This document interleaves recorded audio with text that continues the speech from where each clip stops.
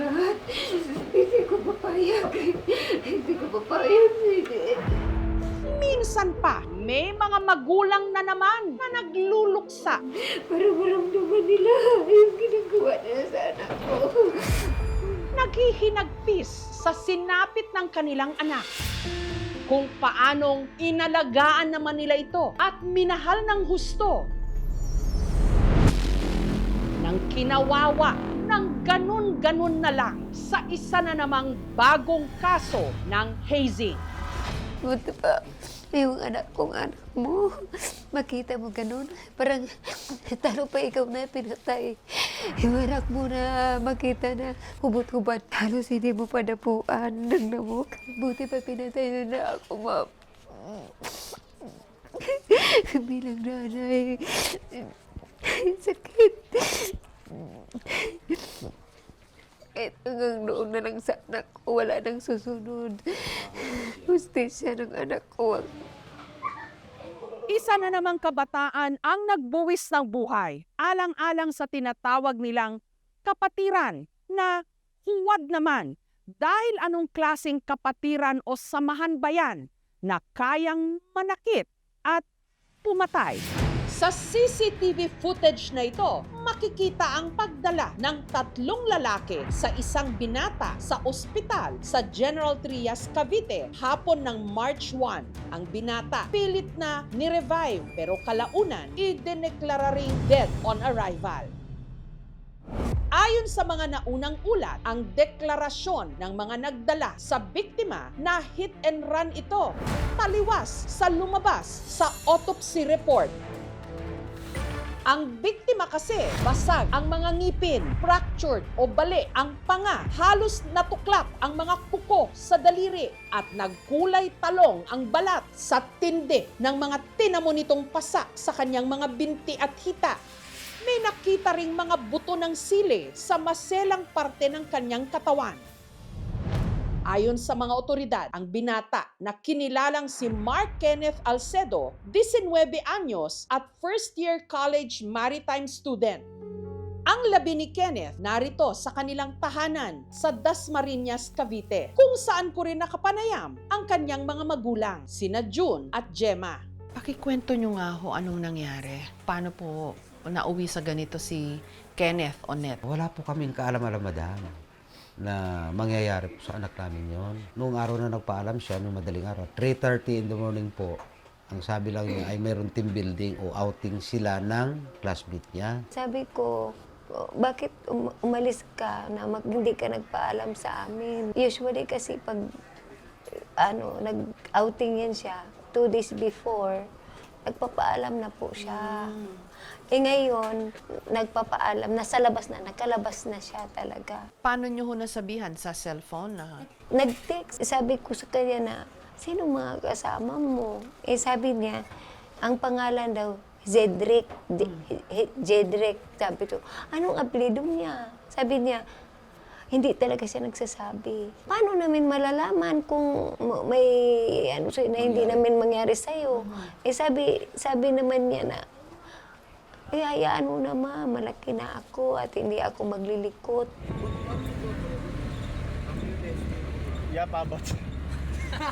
kailan ho kayo nagsimulang mag-alala? Ako ang may hawak ng cellphone. Sige ako miss call.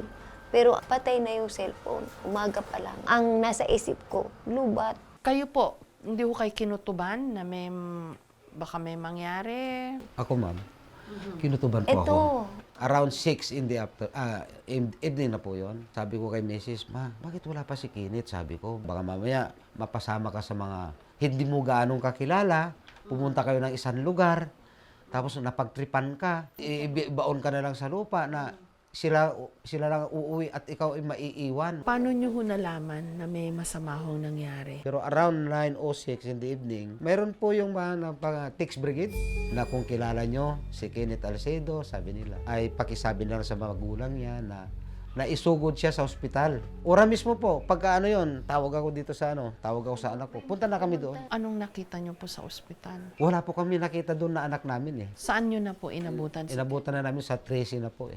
Sa purinarya. Sa punera. So wala na sa Tapos ospital. ang masakit po, pagpunta namin sa punerarya, parang ganun lang na, parang hindi naman lang naalagaan yung bata. Parang iba yung Tubad anak ko. Makita mo yung anak ko nakahubad. Tapos, Ikikita yung namin ngipin niya. Ipin niya na yung ngipin niya na pinarot pinayos. kanal namin na 3, natanggal lahat. Nawala po yung mga ngipin niya. Dito Yung pinayos namin yun. Kasi bawal nga sa school niya yung pangit ang ngipin or sabi nito may sira. Pinarot kanal namin yun bago siya mag-aaral. Gumastos po kami ng 51,000 para lang sa root canal. Para lang makapag-aral diyan po siya sa school niya. Tapos yung ngipin ho, wala na. Dito parte kung sa root canal na nabuhi. No? Dahil baka sinuntok. Sinuntok. Hindi siya. Hindi ko namin alam, ma'am. Tapos yung dito. Dito. Yung mga kuko. Yung kuko niya, inipit ng plies. Inipit ng flies. Tapos yung Ba't ano hong itsura nung mga parang kuko? umangat eh. Hindi ko alam eh kasi hindi pinapalapit sa amin. Hindi ko nga mahawakan yan ng personal kasi nung bawal eh kasi autopsy daw eh. Tapos yung masila na parte ng anak ko, nilagyan daw ng sili. Sa lahat ng namin isa pa yung talagang hindi ko makayanan yung sili nilagay sa ng ari ng anak ko sa kapuit. Doon po ako talagang hindi na kami nakatulog pag-iisip bakit nagawa ng ibang tao yung Anong klase naman ginawa nila? Alam mo, buti pa, yung anak mo, makita mo ganun. Parang, talo pa ikaw na pinatay. Kinukubutan mo yan dito sa bahay. Halos hindi mo pa napuan ng lamok. Tapos ganun. Buti pa pinatay na ako, ma'am. Bilang nanay. Sakit. Yung ano ho ba niya, yung katawan niya, may paddle marks po. Parang pinalo. ay grabe. Kung alam mo lang. Kulay talong. Alam mo yun, itim nata eh. Kasi pagka ganun, yung kidney ho ang Sinabi nahihirapan sa eh. oo. ng punerarya. Tapos, Tinamaan na po ng kidney yan. Ano ho, meron din sa ulo? kasi parang umakyat daw ata. Kasi namumula yung likod eh. Ayun dugo. Oo, umakyat daw dito sa ulo tapos bumaba dito yung... Napaka-brutal naman ho nitong ginawa nila. Ngayon lang po ako nakakita ng hising na ganyan. Sabi ko, bakit ganun? Yung anak ko mabait naman eh. Bakit ganun? Alam mo ma'am, tanggap ko pa na kahit nabugbog yung anak ko, nung sabi nilang hindi na nila, hindi kaya ng anak ko, isunod ko sa ospital, paggamot ko, mabubuhay pa. Kaya paggawan, hindi. At least mabubuhay pa yung anak ko, ngayon patay na. Wala na akong magagawa. Matanggap ko pa sa sana yun eh. Sana buhay para pinagamot na lang. Papagamot na lang sana. Kaso, eh. Pinabayaan po nila Ano ba yun? Ano yun? Nakatambay pa siya ng around siguro mga 2 oras. Sabi ng hospital ay yung doktor, sabi niya ay matagal na po itong patay around 3 hours after. Sinaktan na nila, hindi pa nila agad sinugod sa Opo. ospital. Ganun po nangyari. Nanigas na lang eh. So, ibig mo, hindi nila ginawa ng paraan. Di ba? Dapat kung may formal na ising na yan, may doktor na nakaabang. Bakit ganun? Basta na lang sila namamalo. O bakit kapatiran na yan? Bakit yung kapatiran na yan? Bakit mananakit pa sila? Ayun na nga, ang hirap intindihin. Sabi kapatiran. Hindi ko talaga maintindihan. Hindi ko maintindihan. Kasi ganun. Alam mo, ang dami pangarap pa yung anak namin. Anong frat daw ho ba yung sinalihan? Sabi po nila, hindi man galing sa akin, yung sabi nila yung mga pulis, Tau Gamma.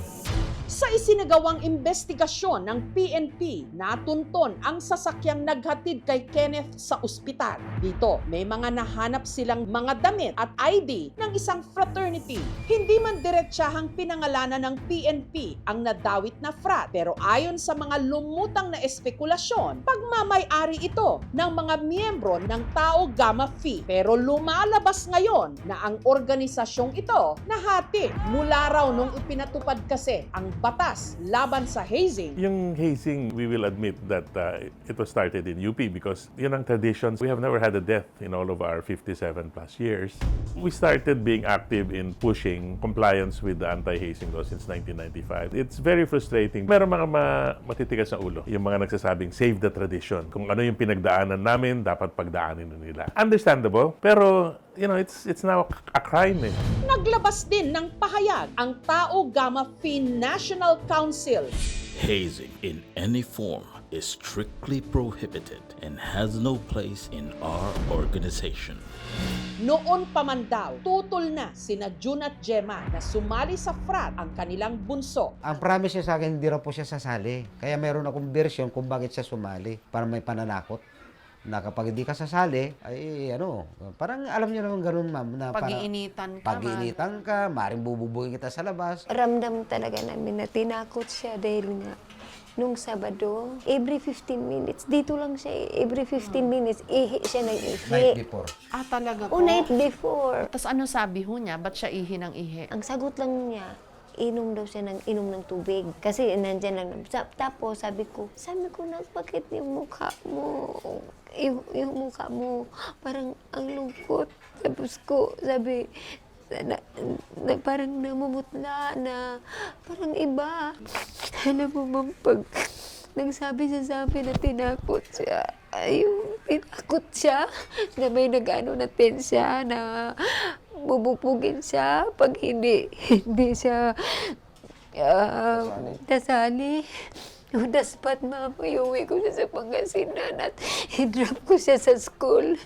Dahil hindi bali na hindi magkatapos sa pag-aaral yung anak ko ba sa buhay. Di ba? Binilang ko pa nga siya ng cellphone na bago. Utang pa nga ho yun eh. Tapos binilang ko rin siya ng relo. Ah, talaga Kasi ho? isang parang pagmamahal. Tapos yung the night po na mangyari sa kanya yun, nandito ako, nakaupo ako. Sabi ko, Net, di ba sira na yung mo, yung pang basketball? Mahilig sa basketball po. Grabe, Kenneth. Yung itong Friday na po, kako, bibilang kita ng shoes mo na worth 6,000, sabi ko sa kanya. Ay, naku, ang bilis niya, thank you pa, ha? Kiss na kayo, wala pa nga, nagkikiss.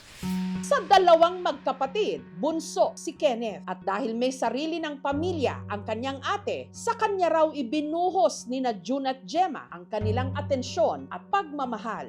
Anong klase hong anak si Kenneth? Maliko. Minsan, natural lang naman yun eh. Malikot. Malambing. Yung, yun nga, pag nag-appreciate, halikan ka. Tapos mahilig siya mang-asar. So gusto niya ho maging seaman? Ganun po ba? Maging kapitan balang araw. Di ba sabi niya sa atin, magpiloto. Wala na. Sabi ko, mahal yun. Sabi niya, binago niya.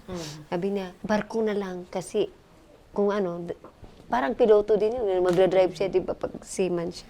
Pangarap daw ni Kenneth na maging kapitan ng barko, kaya nag-enroll ng Bachelor of Science in Maritime Transportation sa PNTC o ang Philippine Nautical and Technological College sa Dasmariñas. Ang mga malalapit niyang kaibigan, hindi raw alam na sumali si Kenneth sa frat. Nilihim niya po talaga sa amin yun eh. Yun po yung pinaka masakit po sa amin. Kasi po sa totoo lang po, pag magkakasama po kami, hindi po talaga kaya naming saktan si Kenneth eh. Mahirap po tanggapin.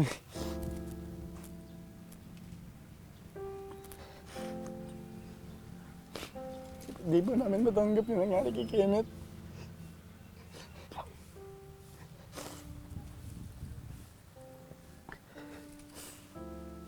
Di po kami mapaniwala na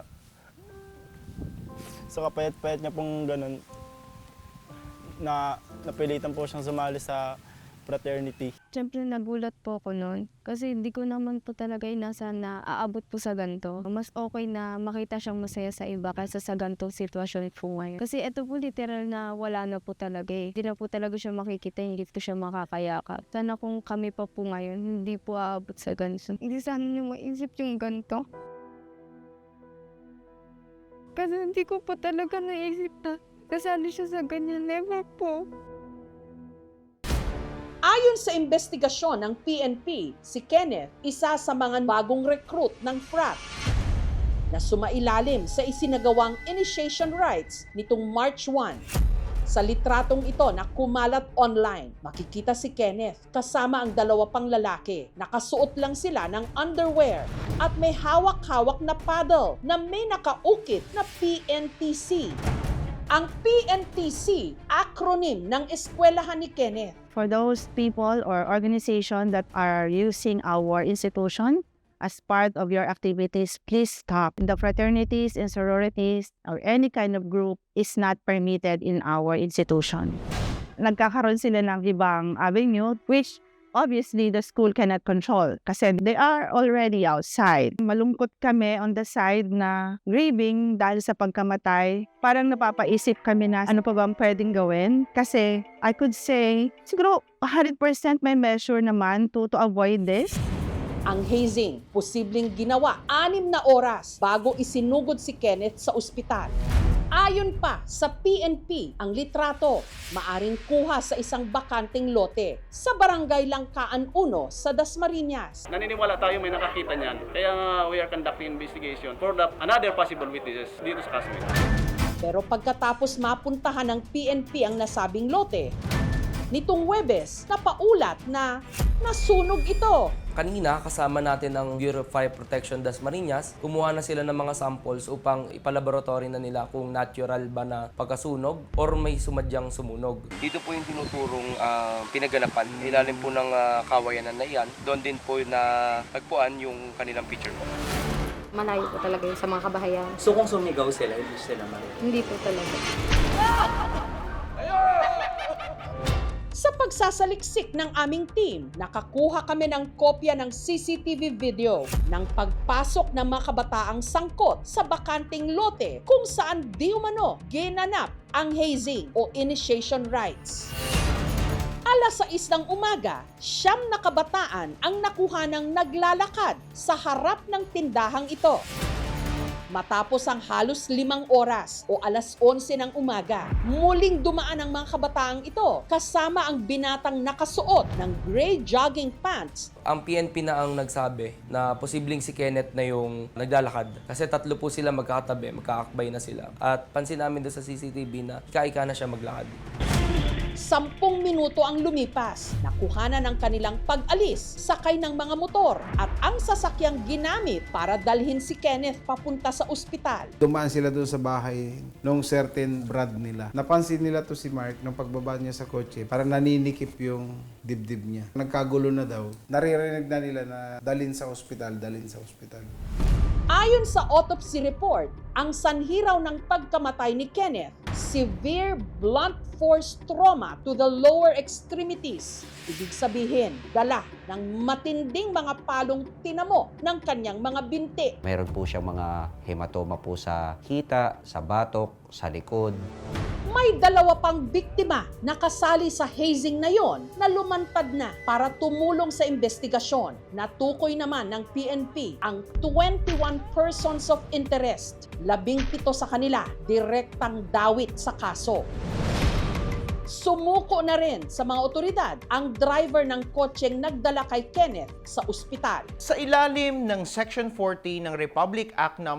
11053 o ang tinatawag na Anti-Hazing Act of 2018, kapag ang hazing ay humantong sa pagkamatay, ang parusa ay reklusyon perpetua o habang buhay na pagkakakulong at multa ng 3 milyong piso. Hindi pa kasama dito ang danyos at perwisyos. Ang hazing ay hindi tradisyon lamang. Ito ay krimen. May isa daw po na nag-surrender. Yun ho yata yung kasama sa nagdala sa ospital. Opo. Ano na po nakakulong doon? Kagabi po Nakausap niyo na ho ba? Ayaw kong kausapin. Hindi nyo na ho natanong yung bata kung bakit nangyari ito. Yung mga kamag-anak po niya na umiiyak doon sa sa may korte. Anong sabi daw? Tapos nakita nila na ako yung father.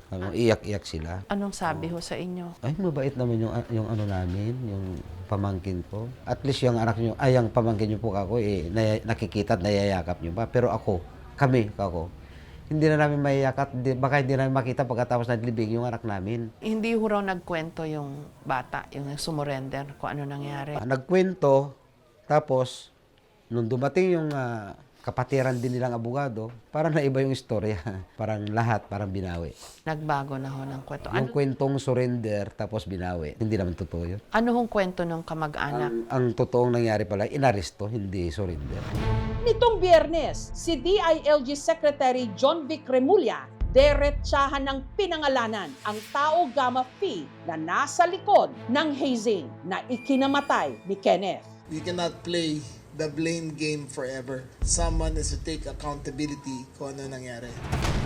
Ang mga miyembrong sangkot nasa edad 18 hanggang 19 anyos. Naglabas na si Remulla ng ultimatum. Ipinag-utos sa pamunuan ng Tau Gamma Phi na isuko ang kanilang mga miyembrong sangkot sa hazing. Huwag nyo nang intayin ng PNP ang makahanap sa inyo.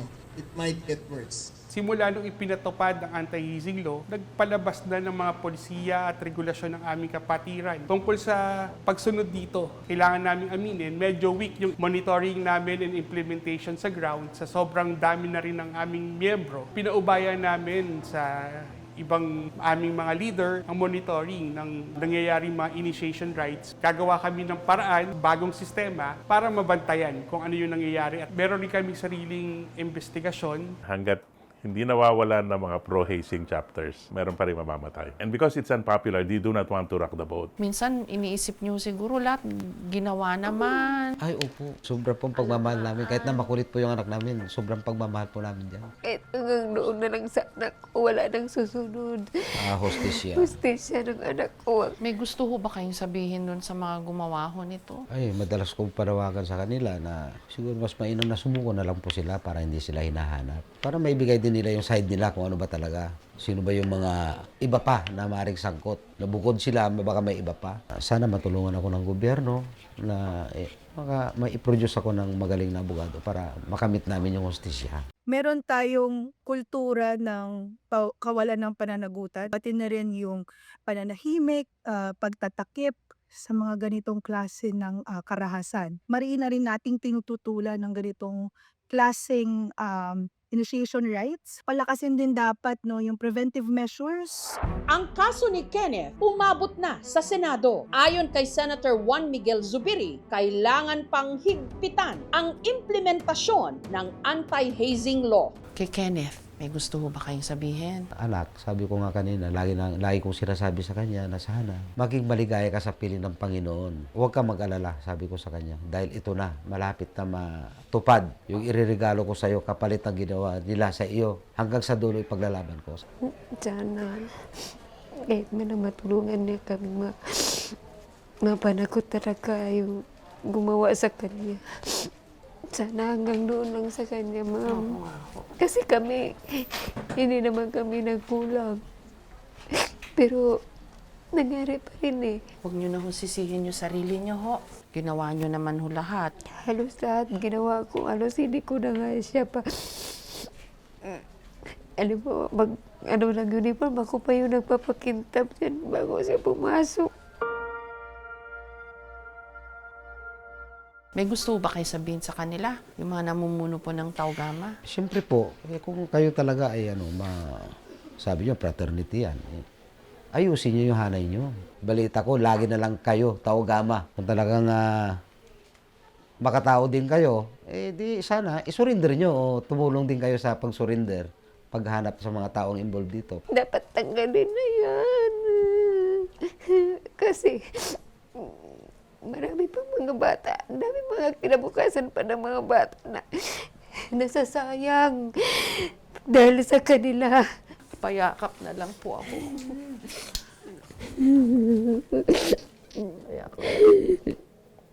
Dasal lang po. Pag hindi nyo na kaya, sabihin nyo lang po. Kayo nang bahala. Ganun po ha. Pag hindi nyo na kaya, sabihin nyo kayo na po bahala sa akin. Kahapon lang, inilibing na si Kenneth.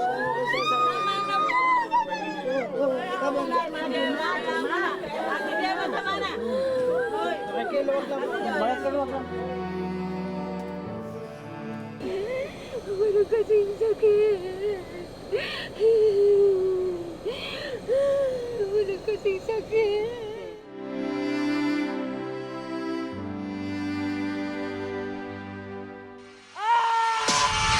Mula pa noong 1950s, humigit kumulang 70 na ang mga namatay dahil sa hazing-related incidents. 17 sa mga ito nangyari mula 2014 hanggang 2024.